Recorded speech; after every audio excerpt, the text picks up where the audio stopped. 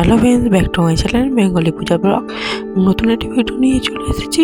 সরস্বতী পুজোর উপকরণ ও মন্ত্র কিছু এসব নিয়ে একটি ভিডিও করেছি। তো মন্ত্র এবং কিছু উপকরণ স্ক্রিনে দিয়ে দেবো, আপনারা সে পড়ে নেবেন।